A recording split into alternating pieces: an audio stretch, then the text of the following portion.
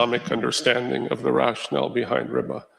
Why non-Islamic? Because everybody knows that riba is haram. It's in the Quran. We don't know exactly, some of us don't know exactly what the problem is. Why is it such a serious sin? Why is it a sin after shirk? You know, there's enmity for the awliya and other major sins. And this is one of the super kabiras, you know, it's at the very right up there. So riba, why is it so bad? So my objective is to give a non-Islamic economic, financial, social, environmental cost associated with riba. And just to give my background, is basically, as Maria mentioned, I bring together three different backgrounds. One is investment banking, New York, London, where I was in M&A, capital markets, corporate finance, was able to basically see the beast from the inside, the belly of the beast. So New York, London, the jaw, the belly of the very beast. And then at Harvard, I was able to study development economics and the impact of different economic theories and their impacts on different countries and societies. And then also as a Muslim, I was able to study, alhamdulillah, one-on-one with some of the world's best Islamic finance scholars in Pakistan over the course of 5 years. So triangulating across those three different backgrounds, there is a yawning chasm between bankers who don't really study the Sharia and scholars who sometimes are not able to execute banking transactions.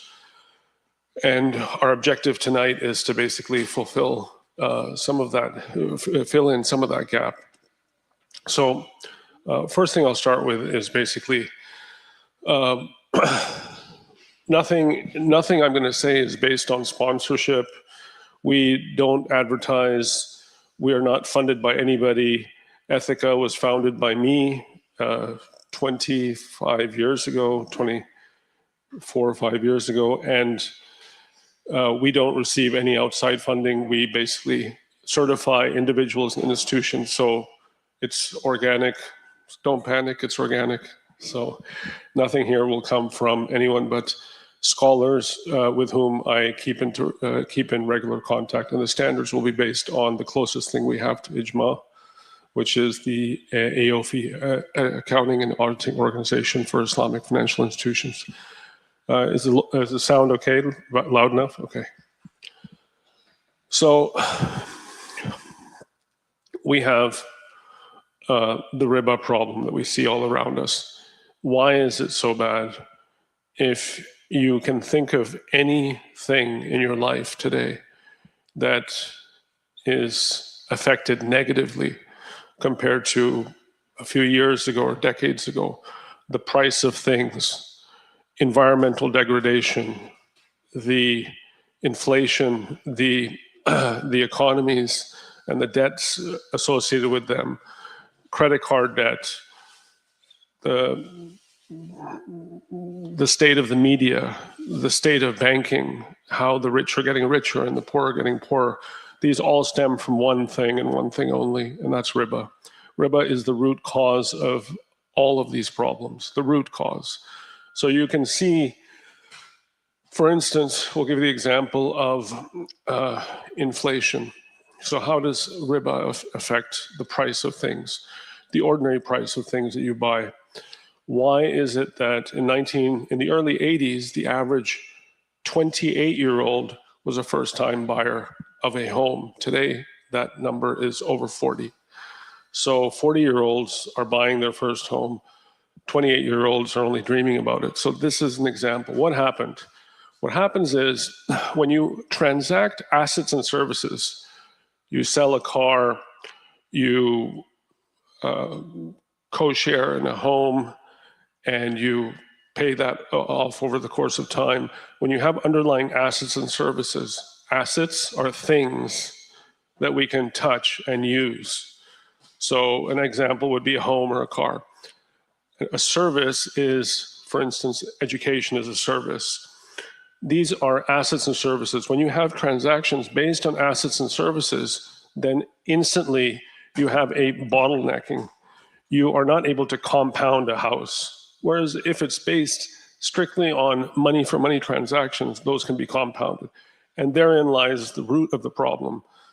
So what happens is when money becomes oversupplied in the market, what happens when the supply of anything goes up? What happens to its price? Anybody want to take a guess? When the supply of something expands, what happens to its price? Does it go up or down? Down. Why does it go up? Why does it go down? Because there's just so much of it, and it's same number of buyers, so we have a decrease in price. What happens when you have riba doing money for money transactions again and again? You're taking that $1 million and turning it into $10 million, okay? When you have $10 million for $1 million of actual money, $10 million of so-called money supplied into the market, what happens to the value of that money? It goes up or down? What happens when you get the price of money going down? You get inflation. This is exactly what riba does. This is separate from the compounding aspect. Nigeria borrowed $5 billion. They now owe $45 billion. $40 billion of riba, $5 billion of borrowed money. How are they paying it off? With oil. Brazil is paying off $2 trillion of debt with turning our beautiful Amazon rainforests, where we get a quarter of the world's oxygen, into lumber. That lumber is now being sent to, exported in order to pay off $2 trillion of debt, because Brazil has got nothing much more than wood, oil, some minerals. So this is an environmental degradation, an example. And you can take something closer to home like Gaza. Governments cannot afford wars. Usually they're financed by banks. They're financed by somebody, the taxpayer. When the taxpayer runs out of money, then they go to the banks. Citibank financed weapons to drop bombs on men, women, and children in Gaza. Okay, Citibank financed Israel's campaign in Gaza.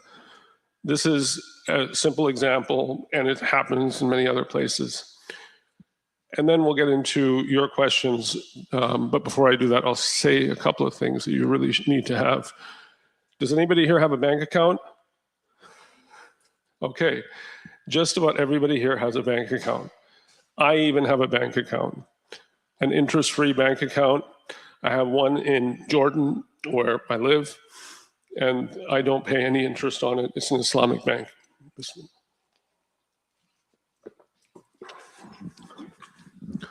They have a new law in the US called the Dodd-Frank Act. Obama signed it in 2010 after the 2008 global financial crisis. And it entitles banks to confiscate your deposits in the event of a default. Did everybody catch that? Your money can be taken by your bank if the bank will default. Forget the FDIC. This is now law. The Dodd-Frank Act. You can look it up. D-O-D-D, Frank.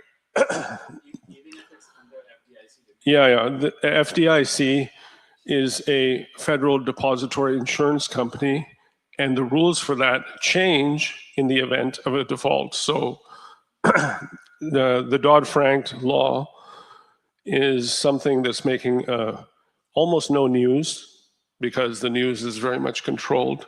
Mainstream media is controlled, and very few people read the books or even the Wikipedia pages to find out this information. But as of 2010, they don't have bailouts that you learned about in 2008 when the global financial crisis came. $700 billion of wealth was handed over from the taxpayer to the big banks, too big to fail. You guys remember that if you're over 30. Now they have bail-ins. So bail-ins entitle banks to take your money, confiscate your money legally, and not give it back to you if they are going to default, to cover themselves. So you should shout this from the rooftops. You should tell 10 people in your family. You should message everybody. Look up Dodd-Frank. They can take our money. The solution is very easy. The solution is you keep money enough for yourself and your family for a couple of months, and then you keep the rest safely in, yes, gold and silver. Gold coins, silver coins are available from every jeweler in the city. You just have to walk in, put your money down, and they hand you for 1 gold ounce right now, it's about $4,500. If you don't have that much, then you can buy an 8-gram coin for about $1,000, or you can buy a silver coin, which is probably going to be around, I don't know, an ounce is right now about $77. So this is actually true wealth, physical, not funds and ETFs and all this. This is physical wealth that you keep and store safely at home in a security system, not at the safety deposit box. Remember the Dodd-Frank Act. Keep it with somebody you trust, i.e. yourself and your family. So with that, I'm going to hand it over to you guys for Q&A. We can talk about credit cards, we can talk about the first home fatwa, we can talk about the Dar al-Harb fatwa, we can talk about crypto. So I'll hand it over to you guys, and if somebody could please pass the mic around, that will enable the audience to hear the questions.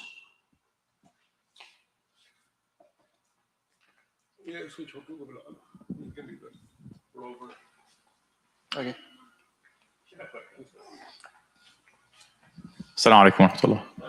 So currently with all bank accounts, we always get a little bit of like interest in basically that, like not that much basically that happens when you normally put some money there. And usually the fatwa that basically I heard, and I think people sometimes do as well. Okay, so there are $10, whatever, like money, just you will donate to any common cause, and you are all set. I heard people are getting very sensitive to this, like a couple of bucks that basically you get.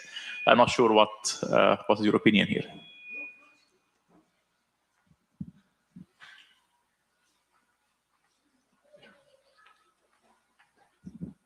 Thank you. So the first order of business is, let's all make an intention tonight to never take a single, you can sit down, and we can find somebody younger to help you out. We should make the intention at this moment in our hearts. If we get hit by a car on the way to the parking lot, we will have this intention. Allah will, inshallah, have mercy on us. We should make the intention to not take 1 penny of riba in any form. The reason is that commercial interest is riba. There's no gray area about this, none. It's explicitly mentioned in the Quran. The Prophet ﷺ has said in a Sahih Hadith that there's 70 kinds of riba in Arabic. The 70 kinds of riba is like saying there's many, many, many kinds of riba. Can you help us? What's your name? Abdul? Abdul. Can you help us move the mic around whenever somebody has a question? Oh, okay, good. We're set. So in the Sahih Hadith, the Prophet ﷺ said there's 70 kinds of riba, meaning there's many, many kinds of riba, the least of which is as bad as a man having intercourse with his own mother. So this is a very serious hadith, and this is the least of it. So the commercial interest is riba. There's no ifs, ands, or buts there. It's absolutely riba. And what we should do is we should go to our bank. First of all, find a retail bank that's Islamic. Stearns Bank is Islamic, and Stearns Bank is okay. The head of our Sharia board sits on their Sharia board. Stearns Bank has commercial products. I believe they have retail accounts. And there must be others that offer retail services such as a bank account. But at minimum, if you're unable to do that, then you must go to your bank and give standing instructions. Standing instructions means you fill out a piece of paper and you say, I do not want to pay or receive interest under any circumstances. And if I do, then I should be informed beforehand so I can do whatever is necessary to make sure that it doesn't happen. So you should never, ever pay or receive interest. For those who have received it in the past, you can give it away to like a non-Muslim charity like Save the Whales or something. That gets around the concern people have about it being impure wealth, and you can't purify impure wealth with Muslim charities, etc. You can just give it away to a non-Muslim charity such as, Save the Earth, Save the Whales. These are for the general benefit. But I must impart to you that the most important thing is to get riba completely out of your life. This is not a joke. It is worse than pork.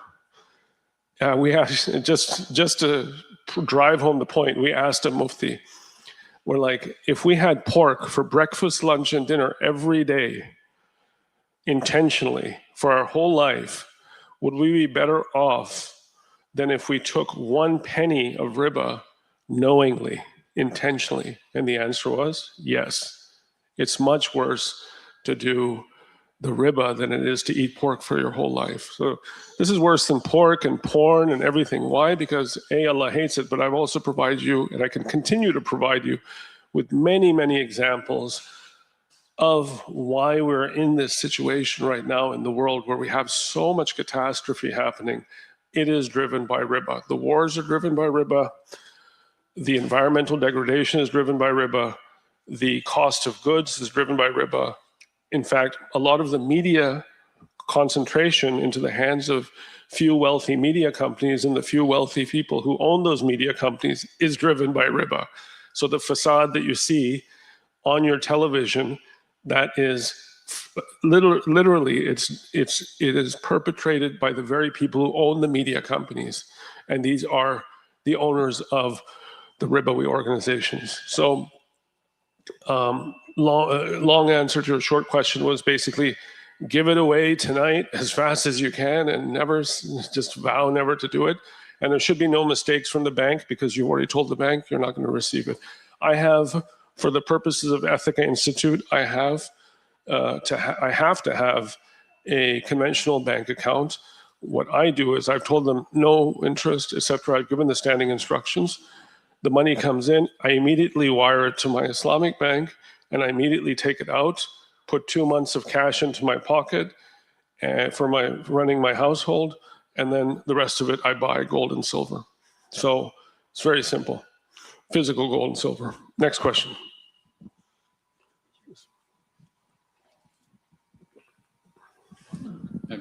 This is on. Okay, thanks.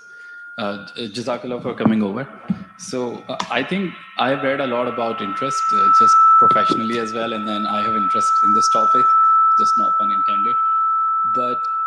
And I feel like it's one of the biggest form of injustice. I've read like the 1,000.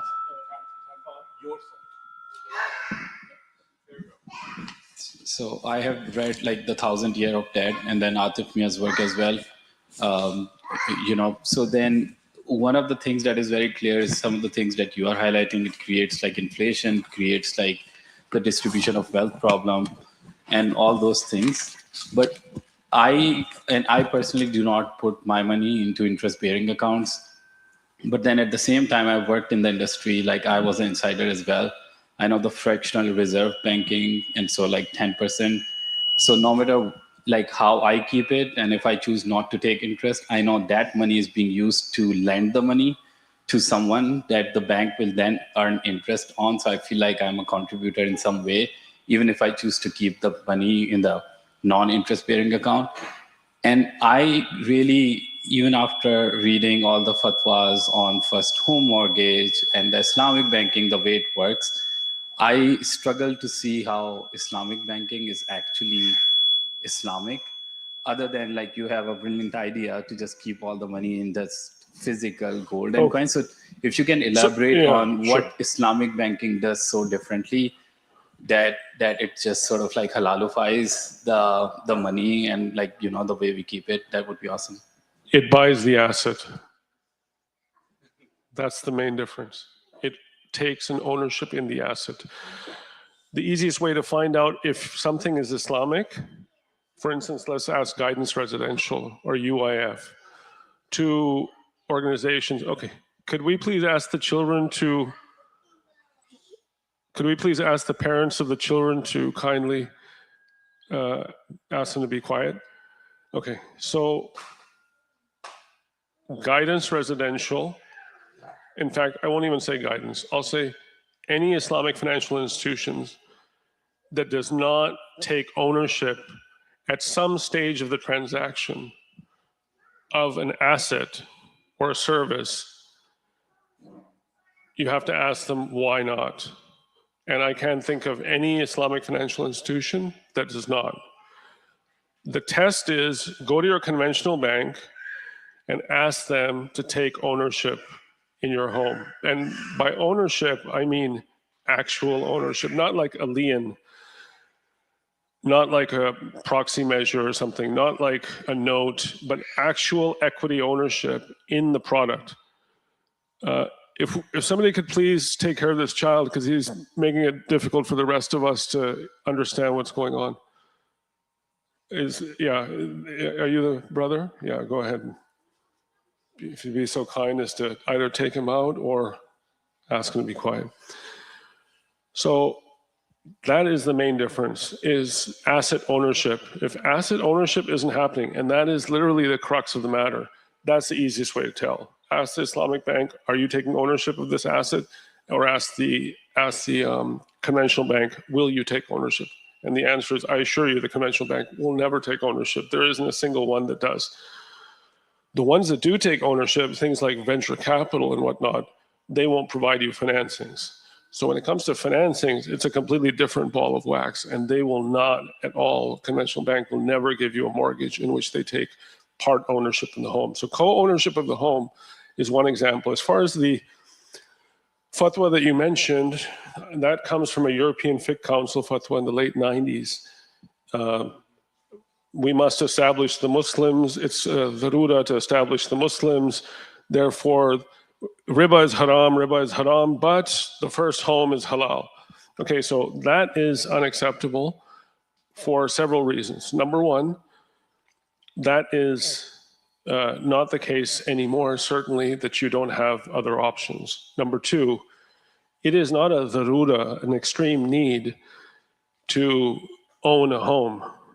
Okay, you can rent a home and you can establish the Muslims. The people who see the Muslims on the street, they're like, mashallah, the Muslims are really taking over this community.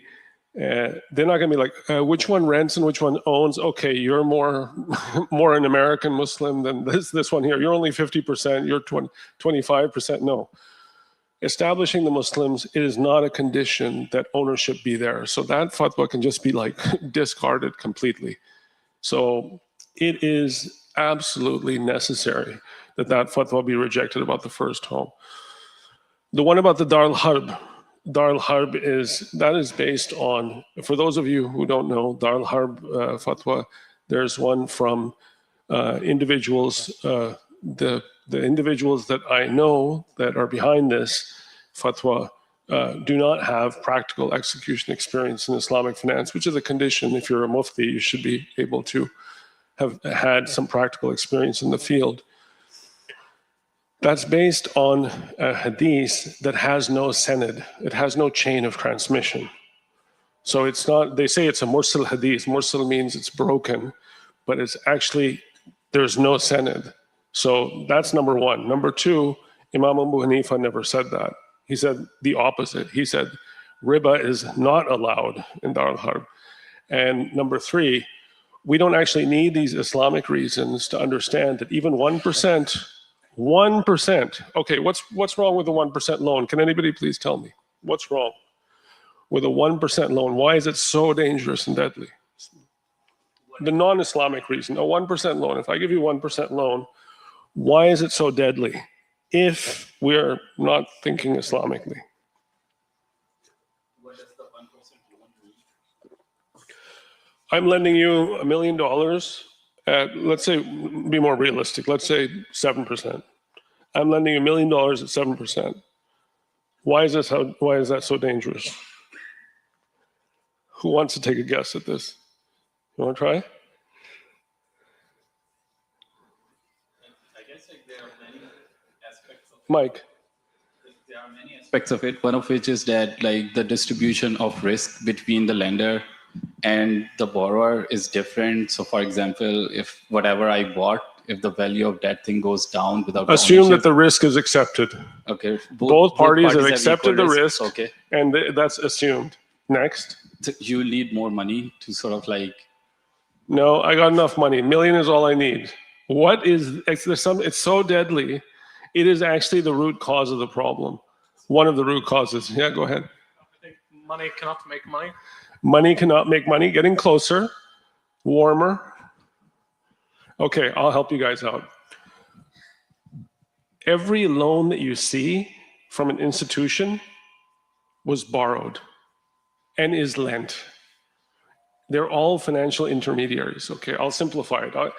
My problem is I hang out with too many people who are in the finance field, so I need to speak in very simple language, and I'll break it down for you right now. Everybody lends the money they receive, except maybe you guys, the end users. So what happens is I lend at 5%, you lend at 10%, he lends at 20%, they lend at 30%. Do you want to know what the highest interest rate in recent years was from First Premier Bank? I checked yesterday in 2010. 79% on credit cards. Right now it's about 25% or 35%, 79% in 2010. Indian farmers are paying 70% per month. So what happens is one person lends and then the next person lends at a higher rate, the next person lends, it's the same money, and it just keeps lending at a higher and higher rates until A, you've got a massive oversupply in the market, and B, you've got the interest rate getting higher and higher and higher, creating more and more misery for the next person. So this is one of the major problems of even a 1% loan. The problem is it's legal. It's like alcohol. Why is alcohol? Okay, I'm a non-Muslim. I drink my glass of wine. I don't drive. I lock the door and I go to sleep after I have my port, champagne, whatever it is. And I'm just a great person enjoying this individual freedom. No, it's not a great person enjoying his individual freedom. It's extremely dangerous. Why is it extremely dangerous? Because it's legal. Why is it legal? Because the government says so. That alcohol is used by one person for his individual freedom at home, but guess what? One guy is going to drink in his truck. One woman's going to drink and she's going to come home to her kids, and there's going to be abuse. There's going to be all kinds of examples in which people are exercising individual freedom, but having a societal harm. Riba is the same way.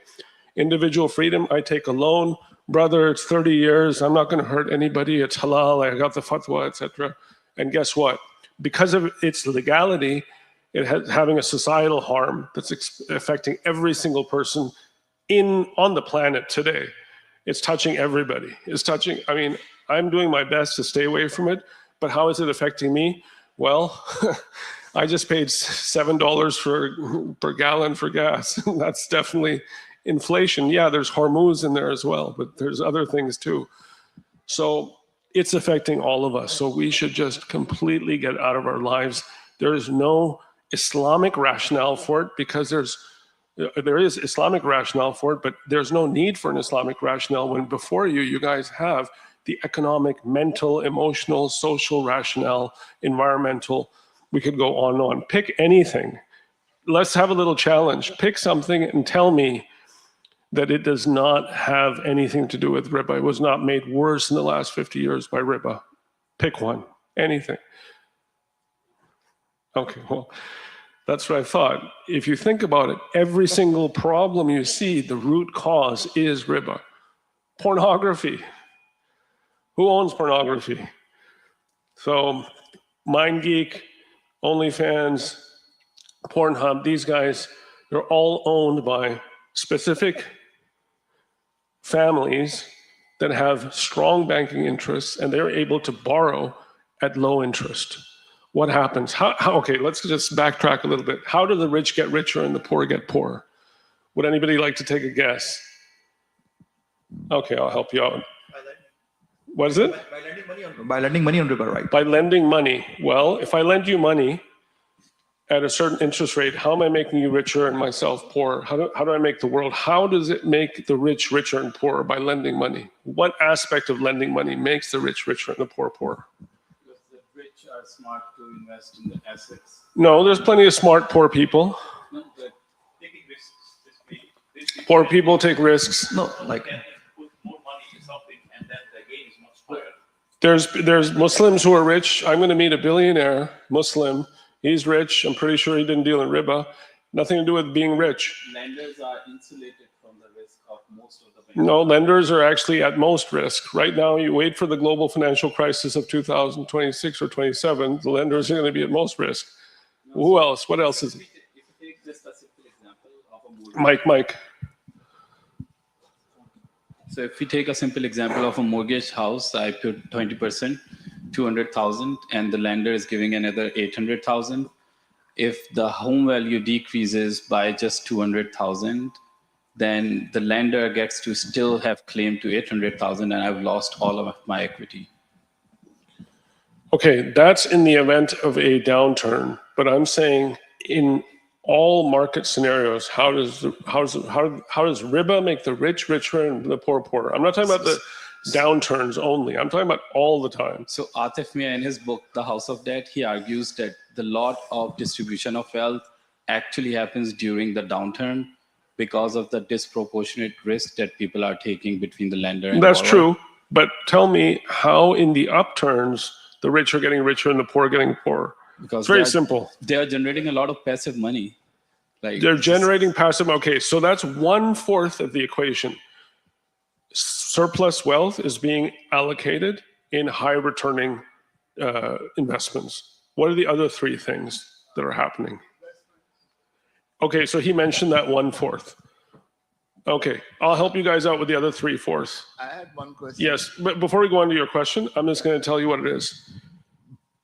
And this is so obvious, you'll be like, well, I knew that, but this is actually the explanation. So here it is. The ordinary person, you and me, you and I,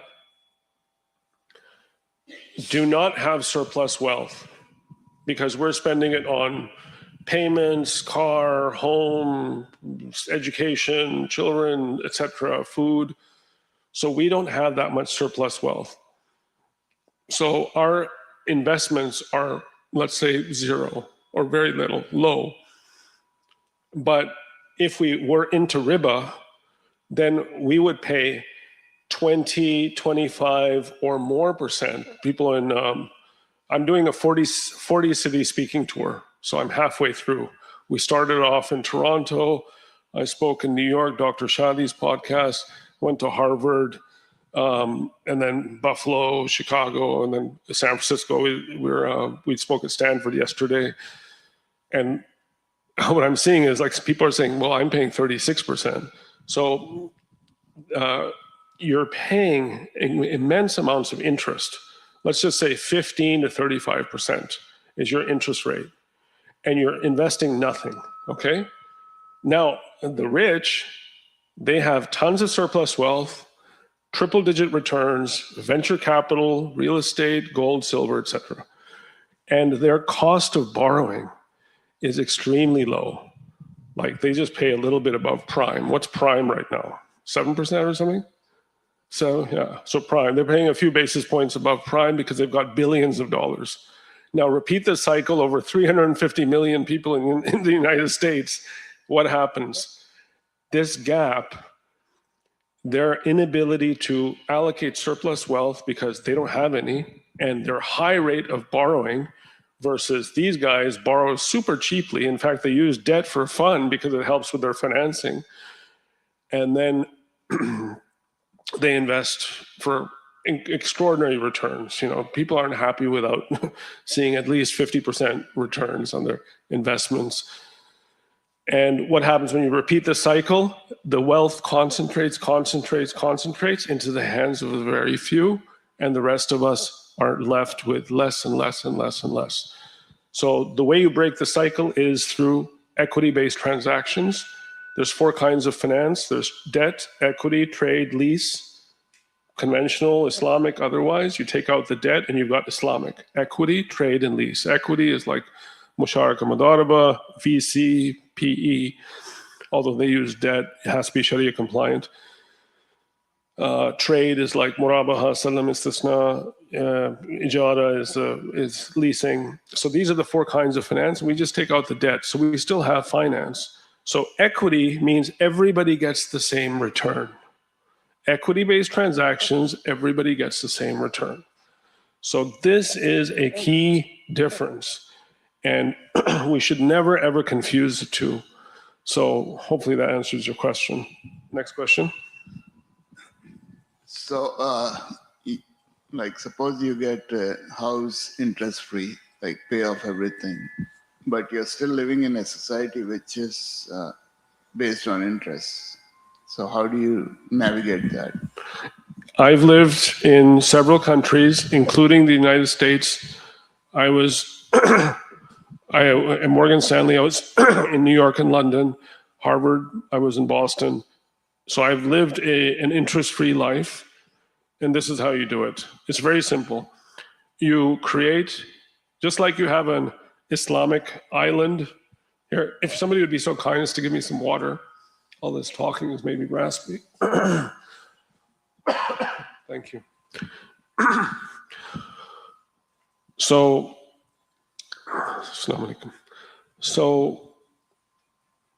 just like you have an Islamic island at home, you don't let your kids do certain things at home.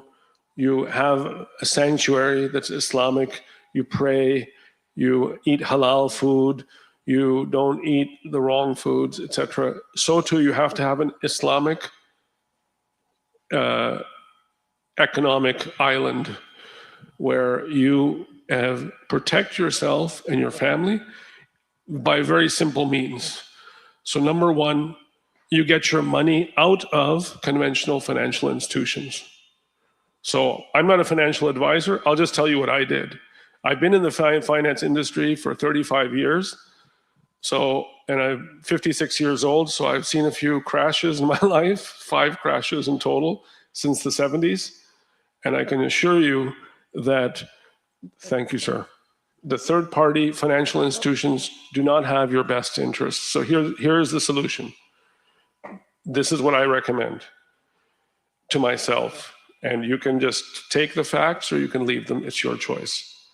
Number 1, you have that thing that I mentioned, the standing order, where you tell your bank, first of all, you try to go to a bank that's Islamic. I think Stearns Bank is offering retail accounts. So you open up an Islamic account, number 1.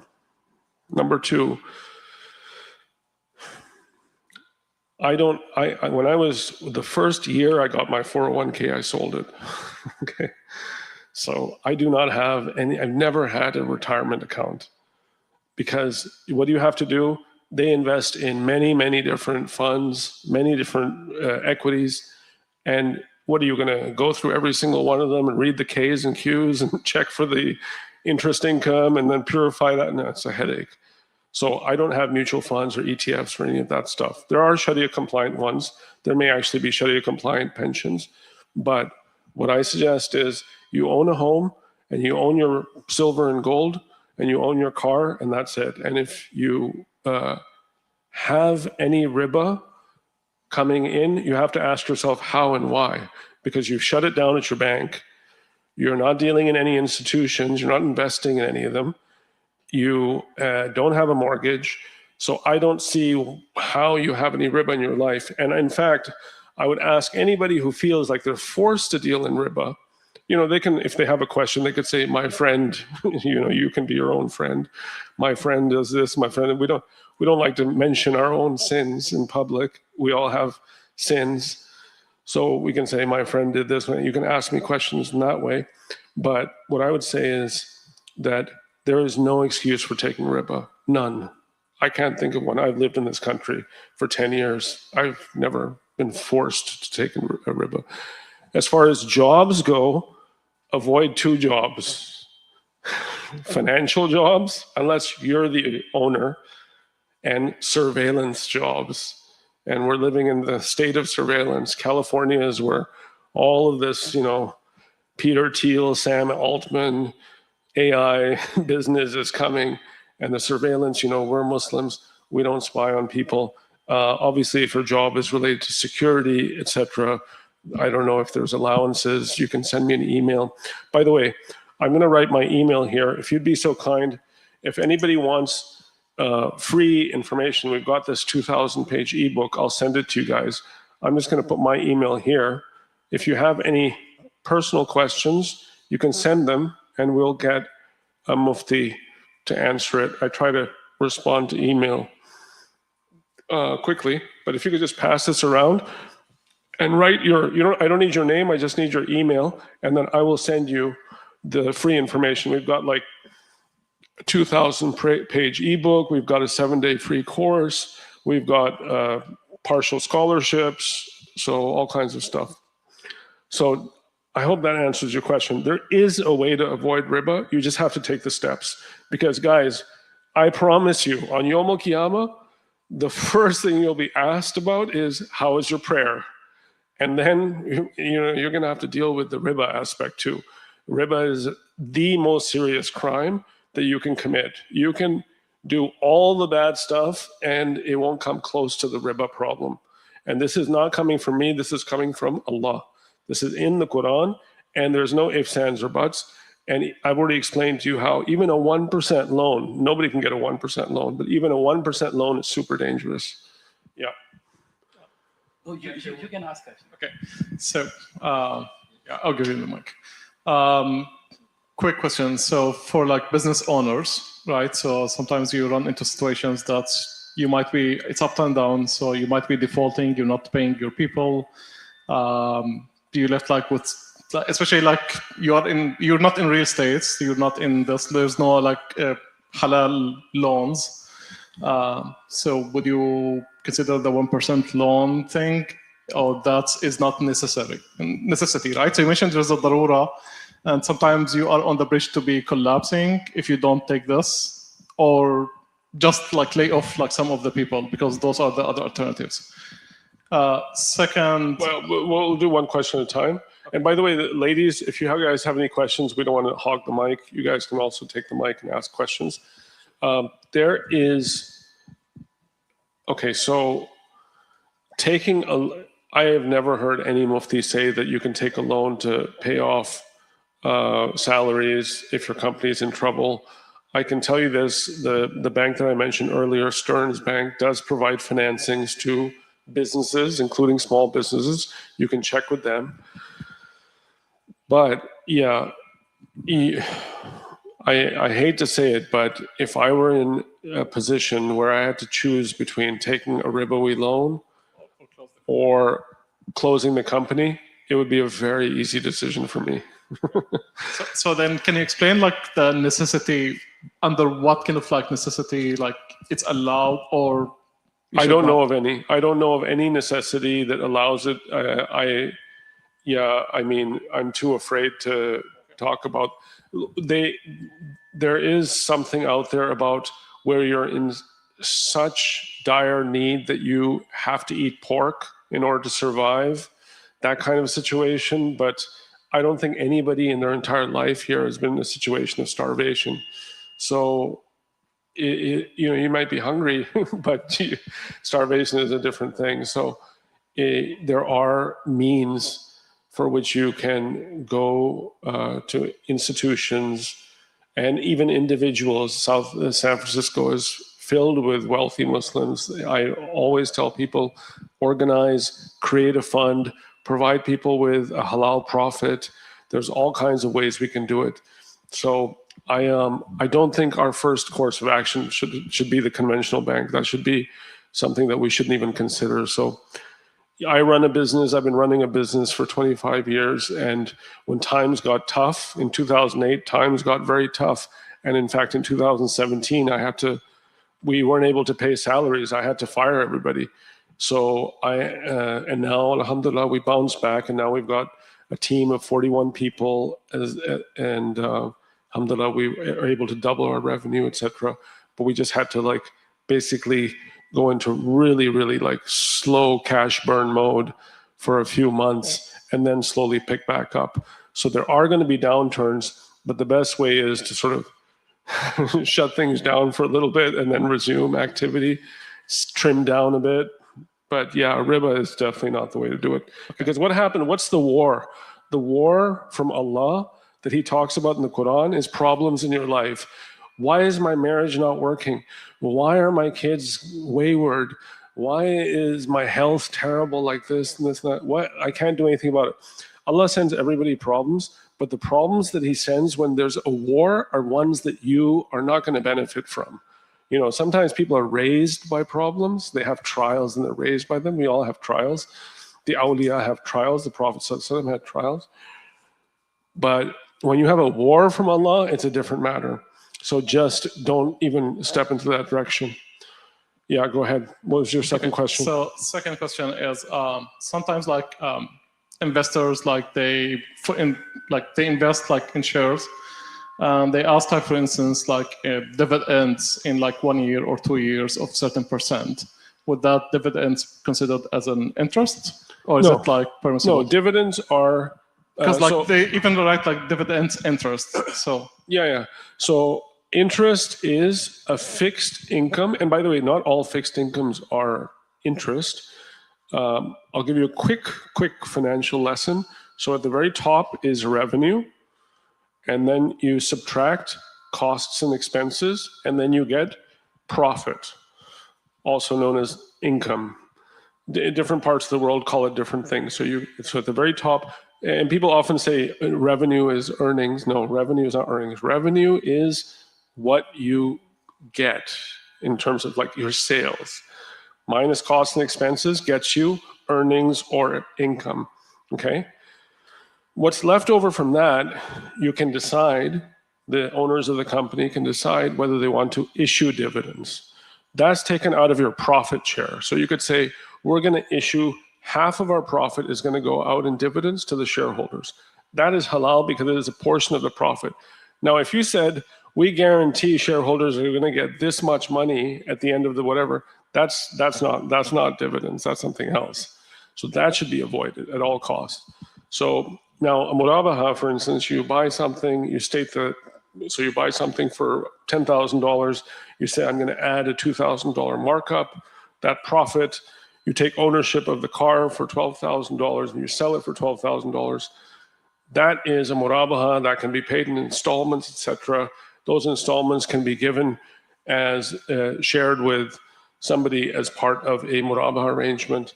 That is something that's okay, and that's a fixed income. But that income is known beforehand, and there is ownership by the seller at some point. So this is not money for money transaction. There's an underlying asset. Yeah, next question. Go ahead. My gentleman in the behind you. Yeah. Oh, you have a question? Go ahead. Oh, go ahead. Oh, sorry, I didn't know you were going to ask. No, go ahead. Okay, we'll include you. All right, assalamu alaikum, brother. First of all, thank you so much for coming out here and sharing your wisdom with us. May Allah give you much barakah in your life for the lifestyle you're living. So I too have made a commitment to myself to remove riba from my life. So I don't think there's any argument. I don't think anybody here is going to debate whether riba is okay or not.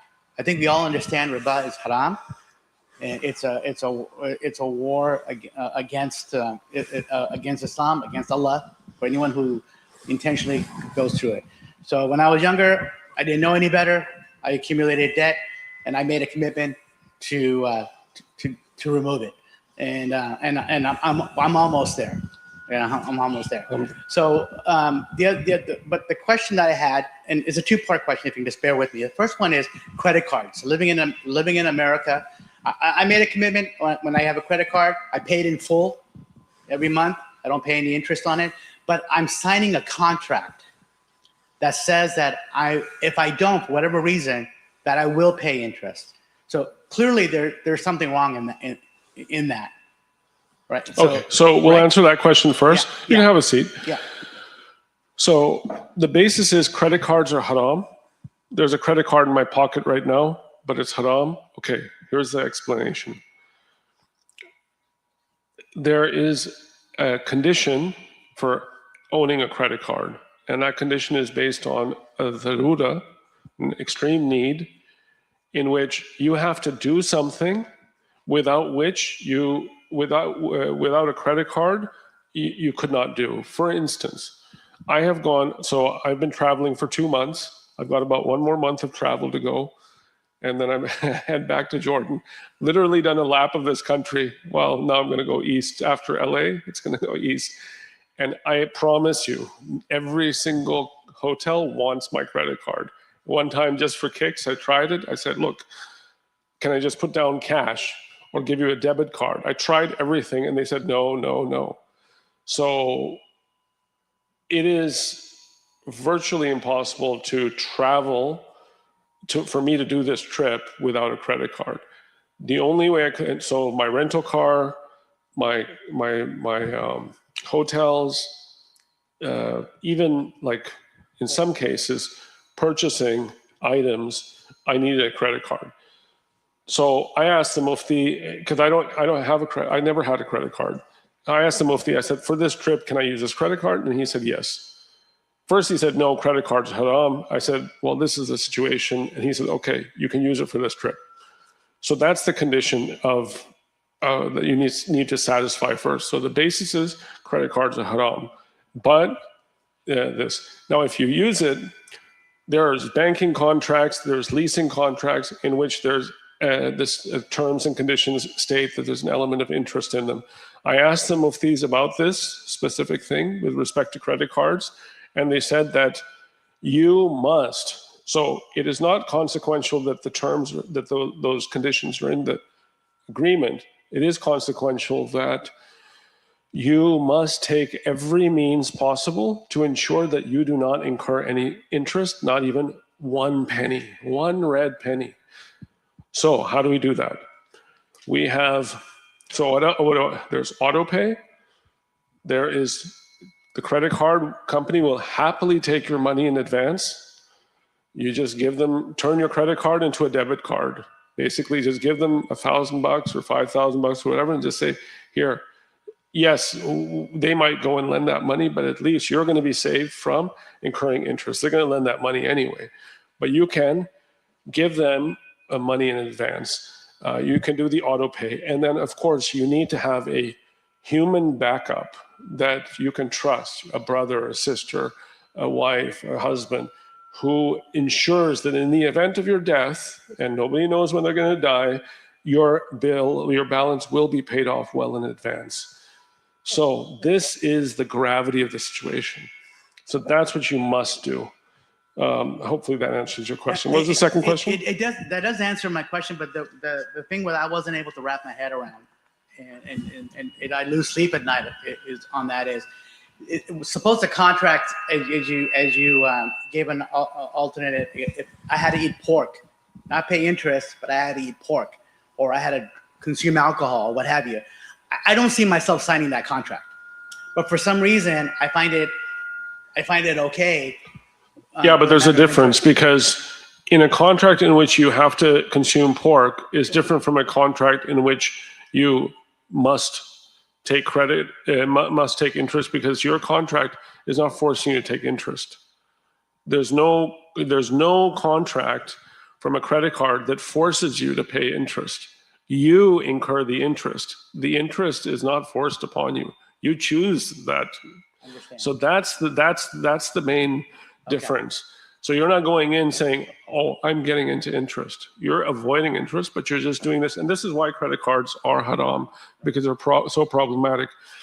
As an anecdote I'd like to share with you is they did a study in MIT in which they found that people who have $1,000 of cash are less likely to spend, ladies, listen up, $1,000. My wife is always telling me about the credit card aspect, is that she will avoid it because of this aspect, and that is you are more likely to spend the $1,000 if it's in the form of a credit card. If you have $1,000 of cash and $1,000 in a credit card, you're more likely to spend the $1,000. You'll spend it faster, at a much faster rate. So this is what the study found. So it's actually, there's no barakah in it in the first place. So you should use it as like a last resort. I carry cash and I have a debit card and I just use the credit card as a last resort. So that's our tack. Totally understand. Okay, so the last question is, okay, as I mentioned, I've dedicated, I'm going to inshallah, Allah make it easy. Remove it. And now I reached that golden age of 59 and a half. All right. So I do invest in my 401k. I can now access my 401k without paying that 10% fee to withdraw it. Now I have approximately with my student loans and my wife's student loans, approximately about $45,000 in debt is what I have left. Should I pull that $45,000 Yes. and just pay it off? Or Now, is there another tonight. Yeah. Okay. So, is there another option? Forget it. Just don't wait. Yeah. Why? Okay. Why wait? I just turned 59 and a half 2 days ago. It's better a year early than a day late. Imagine if you die. Yeah. And your wife dies in a car accident, and you are in your grave, and you have this debt of $40,000, $45,000. So you're running from the hellfire right now. So ask yourself the question. You know the answer. Right. I knew the answer, but I was wondering if there's another. Allah will put barakah into it. When I did my 401k, I just said, forget it. I'm not going to do this 401k nonsense. And this is before I got into the whole Islamic finance thing. I was like this, 23, 24-year-old investment banker, and I was like sitting in Wall Street, and I was like, what should I do? So I just sold it, took the penalty, put all of the money into gold, and the gold tripled within just a couple of years or something. It went from like 250 to like 600 or something. I thought I was really smart selling it at 600. Now it's 4,500. So Allah will put barakah into it. Allah is watching you right now, going through the motions. Trust me, there's no asbab, there's no worldly means that is going to compare to the huge weight that's going to be lifted off your shoulder, this vampire on your back, that you'll just feel this uplift, and suddenly you'll start noticing all these amazing things happening in your life. Once the debt is gone, you'll see it. There's going to be a palpable difference of barakah into your life if you just get the debt out. So get rid of the riba. Do it tonight if you can. Do it right now, whatever you can do. So that's my recommendation. Yeah. Oh yeah, you had the question. Sorry. So thank you so much for coming over. Very quick question. You mentioned about the first home fatwa and why is it invalid. So what is a plausible or realistic strategy for aspiring homeowners, like home buyers? I bought my first property and I did not have a lot of money. New York is very expensive. I bought a little studio apartment in New Jersey. I give my own example because I just like to give, this is what I did. I'd like to talk, walk the talk. So basically, I borrowed 80% from my dad, put in 20%. If you don't have a dad who's willing to help you out, it was like $100,000 studio apartment in New Jersey.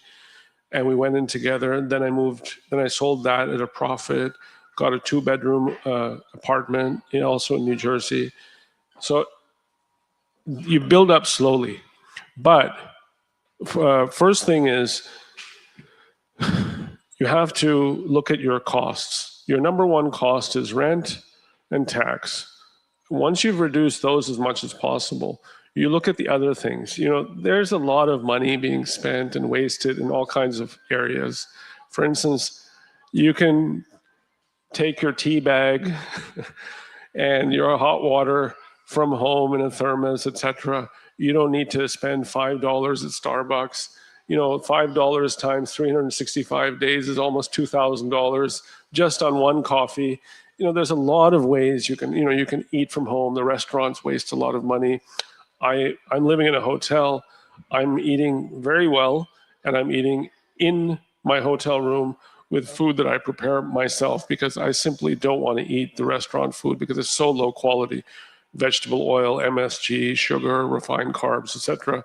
I'd much rather eat something made with ingredients that I know: olive oil, vegetables, salmon, these kind of things. So even with the best ingredients, my meal is costing around, I don't know, maybe $10 a meal, maybe 15. Find me a $15 meal in San Francisco that'll fill you up, that is not carby. It's got a good amount of protein. I had a burger at Tayyib's in I think it was Santa Clara. It was really good, but it was like $30, and I was hungry afterwards, so I had to eat more food. So I left with like $50 out. Restaurants are a big one. Once you've reduced your costs, then you can go out and say, look, now I can actually go to a Guidance Financial, a UIF, and potentially look at a home. Now, personally, if I could do it myself, I would work remotely, which is what I do right now. I'm able to live in Jordan, and we have students in 65 countries. If you can work remotely, that really opens up the opportunities, because then you can go out of the city. Once you're out of the city, my goodness, the prices just fall precipitously. So you're suddenly able to look at an acre of land for like $10,000. You can put together a $100 a square foot simple home, 1,000 square feet. How much is that going to cost you? So you guys can definitely be a little bit creative. You can pool resources. A bunch of Muslims can get together, buy some land, build some houses together outside in a little community with a masjid. There's lots of ways. That's what I recommend. That's what I did myself, is I try to save the money and then spend it wisely on my own property. Yes. Okay, so it's going to be Maghrib soon. So we'll take one last question, and then so I'm going to pray Maghrib here, and then afterwards, I'm going to sit in the prayer hall. What was that? Hello? Okay. This one. Okay, so I'll be sitting in the prayer hall, and if you have any additional questions,